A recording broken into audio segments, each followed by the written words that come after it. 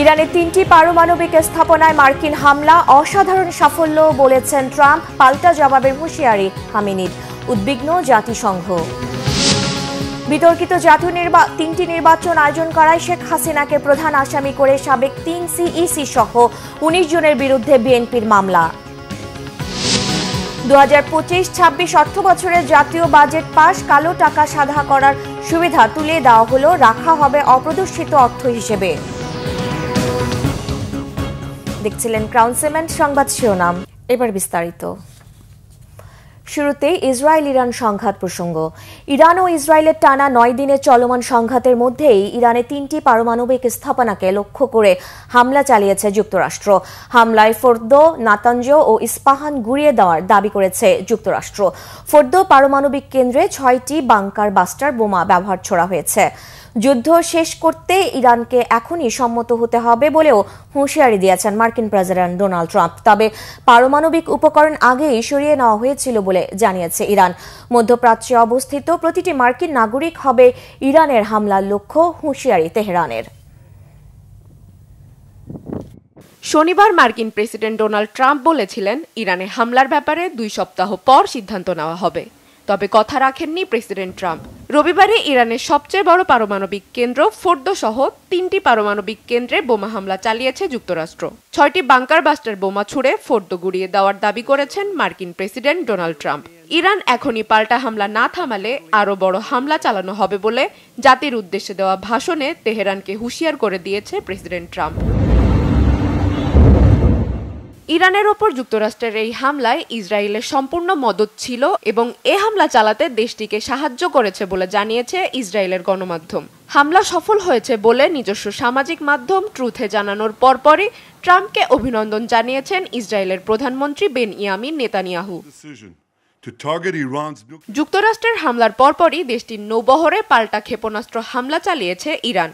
এছাড়া কোনো সংশয় বা বিলম্ব না করে বাহরাইনে যুক্তরাষ্ট্রের নৌবহরে ক্ষেপণাস্ত্র হামলা চালানো হবে এবং একযোগে যুক্তরাষ্ট্র, ব্রিটেন, জার্মানি ও ফ্রান্সের জাহাজ চলাচলের জন্য হরমুজ প্রণালী বন্ধ করে দেওয়া হবে বলে হুঁশিয়ারি দিয়েছে তেহরান। আয়াতুল্লাহ আলী খামেনি স্পষ্ট জানিয়ে দিয়েছেন, ইসরায়েলের সাথে হাত মিলিয়ে ইরানের ওপর হামলা চালিয়ে নিজের সর্বনাশ ডেকে এনেছে যুক্তরাষ্ট্র। হাজারো বিজ্ঞানী এবং শহীদদের রক্তের বিনিময়ে গড়ে ওঠা পারমাণবিক অস্ত্রের অগ্রগতি থামতে দেবে না ইরান। হামলা চালিয়ে ইরানের যে ক্ষতি করেছে যুক্তরাষ্ট্র, তার চেয়ে বহুগুণ বেশি ক্ষতির শিকার হতে হবে বলে প্রেসিডেন্ট ট্রাম্পকে হুঁশিয়ারি দিয়েছেন আয়াতুল্লাহ আলী খামেনি। তবে গুপ্ত হত্যার শঙ্কায় ও নিরাপত্তার স্বার্থে নিজ বাসভবন ছেড়ে বাংকারে আশ্রয় নিয়েছেন ইরানের সর্বোচ্চ নেতা আয়াতুল্লাহ আলী খামেনি। সরাসরি যোগাযোগ বন্ধ করে দিয়েছেন তিনি। 86 বছর বয়সী খামেনি আশঙ্কা অনুযায়ী নিহত হলে যেন দ্রুত তার উত্তরসূরি নির্বাচন করা যায়, এজন্য 3 জন জ্যেষ্ঠ নেতার নাম অনুমোদন দিয়েছেন তিনি।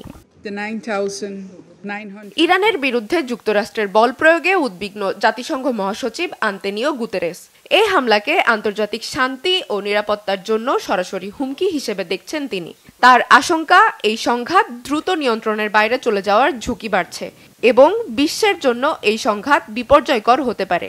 সংঘাত বন্ধে দুদেশকে আলোচনায় বসতে আহ্বান জানিয়েছেন জাতিসংঘ মহাসচিব। Chandrika Majumdar, Bangla vision, news desk. একতরফা এবং বিতর্কিত 3টি নির্বাচন করার কারণে শেখ হাসিনাকে প্রধান আসামি করে সাবেক প্রধান নির্বাচন কমিশনার কাজী রকিবউদ্দিন, KM নুরুল হুদা ও কাজী হাবিবুল আউয়াল সহ অন্য কমিশনারদের বিরুদ্ধে শেরে বাংলা নগর থানায় মামলা করেছে বিএনপি। এর আগে বিএনপি জাতীয় নির্বাহী কমিটির সদস্য সালাউদ্দিন খান সহ 3 সদস্যের একটি প্রতিনিধি দল 2014, 18 ও 2024 সালের ভোট পরিচালনাকারী প্রধান নির্বাচন কমিশনার ও কমিশনারদের বিরুদ্ধে আইনগত ব্যবস্থা নিতে ইসিতে আবেদন করে।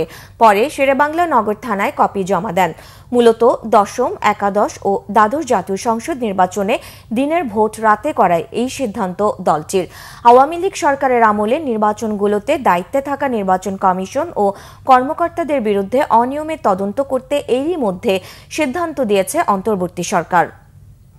নির্বাচন কমিশনার 2014 সালে যারা কমিশনার ছিলেন তারা 2018 সালে প্রধান নির্বাচন কমিশনার ছিলেন যারা, তাদের সাথে কমিশনার, তাদের সাথে সচিব, এবং সর্বশেষ 2024 সালে যে নির্বাচন করেছে প্রধান নির্বাচন কমিশনার এবং তাদের কমিশনার বিন্দু, সচিব সহ সংশ্লিষ্ট যারা আইন শৃঙ্খলা বাহিনী যারা অতি উৎসাহে জড়িত আছে তাদের আমরা নাম উল্লেখ করেছি।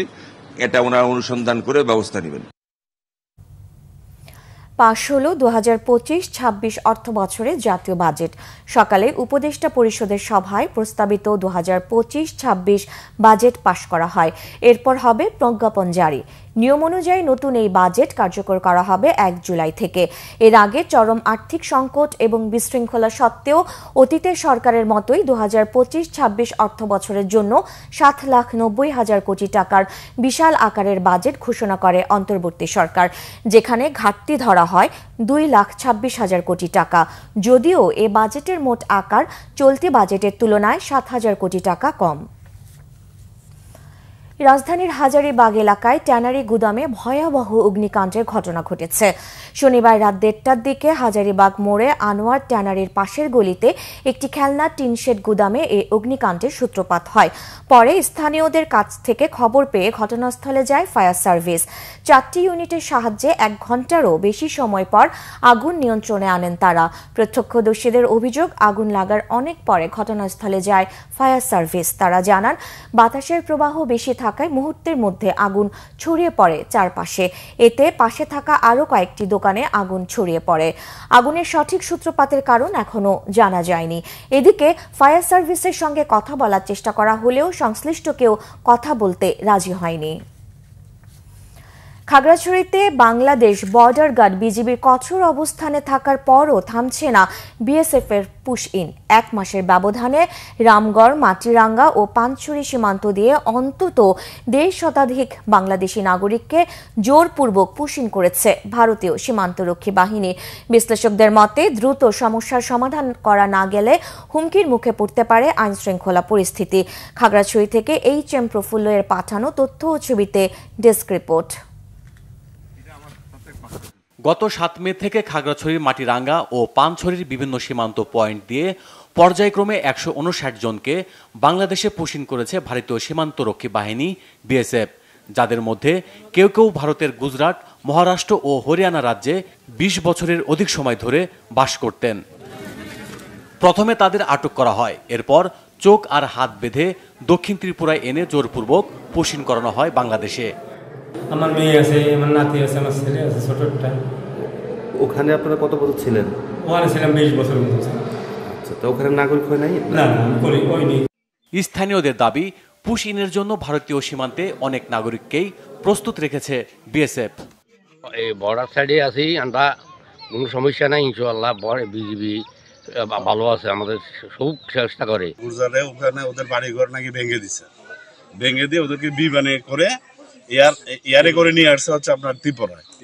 ওখান থেকে হচ্ছে বিএসএফ ওখান থেকে গাড়ি প্রোডাকশন দিয়ে সীমান্তে নিয়ে আসছে। ফজর নামাজের পর উঠে দেখলাম যে 7-8 জন মহিলা পুরুষ না খাইয়ে পড়েছে। তো আমি মুড়ি চানাচুর ব্যবস্থা করে এদের শান্তিবাগ একটা খানা দিছি। নিয়ম অনুসরণ না করে পুশ ইন করায় বিজিবির পক্ষ থেকে বিএসএফকে জানানো হচ্ছে কড়া প্রতিবাদ। তাদেরকে আমরা বিভিন্ন পর্যায়ে কড়া ভাষায় প্রতিবাদ জানিয়েছি। আমরা বিজিবি সতর্ক অবস্থায় আছি। যে কোনো মূল্যে আমরা আমাদের এই রামগড়ের দায়িত্বপূর্ণ যে এলাকা আছে এখানে আমরা পুশ ইনগুলা প্রতিরোধ করব। নিয়ম অনুসরণ না করে পুশ ইন করায় বিজিবি নিয়মিতভাবে বিএসএফ এর সাথে বিভিন্ন পর্যায়ে পতাকা বৈঠকের মাধ্যমে আমাদের প্রতিবাদ আমরা জানাচ্ছি এবং মৌখিক এবং লিখিতভাবেও আমাদের প্রতিবাদ আমরা পাঠাচ্ছি। পুশ ইন ঠেকাতে স্থানীয়দের সঙ্গে নিয়ে কাজ করছে প্রশাসন। আমাদের সীমান্তবর্তী এলাকার সমূহে আমাদের বিজিবি, পুলিশ, আনসার ভিডিপি নিয়ে আমরা যৌথ টহল অব্যাহত রেখেছি এবং স্থানীয় প্রশাসনকে ইনভলভ করে এখানে স্থানীয় জনসাধারণকে নিয়ে আমরা সচেষ্ট রয়েছি যাতে এই ধরনের ঘটনার পুনরাবৃত্তি না ঘটে। সীমান্তে ভারতের সব ধরনের আগ্রাসন ঠেকাতে প্রশাসন আরও সতর্ক অবস্থায় থাকবে এমন প্রত্যাশা স্থানীয়দের। Bangla vision news desk. এই ছিল এখনকার মতো। পরের সংবাদ দুপুর 2টায়। এর আগে একটা রয়েছে নিউজ টপ 10, দেখার আমন্ত্রণ রইল। এছাড়া বাংলা ভিশন সংবাদ ও সংবাদ সংশ্লিষ্ট অনুষ্ঠান দেখতে ভিজিট করুন www.vvnews24.com ও facebook.com/banglavisionnews এবং সাবস্ক্রাইব করুন youtube.com/banglavisionnews। ধন্যবাদ।